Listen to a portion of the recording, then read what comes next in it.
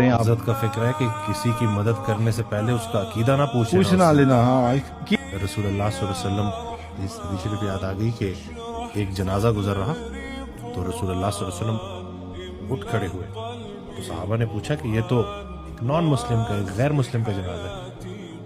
تو رسول اللہ صلی اللہ علیہ وسلم نے جواب دیا کہ کیا اللہ کا بندہ نہیں, کیا انسان نہیں؟ تو یہ ہمیں تو وہ رحمت للعالمین رسول اللہ صلی اللہ علیہ وسلم کے کسی نے حضرت واصف علی واصف رحمۃ اللہ علیہ سے پوچھا کہ طاقت کیا ہے, اصلی طاقت کیا ہے, باطنی طاقت کیا ہے؟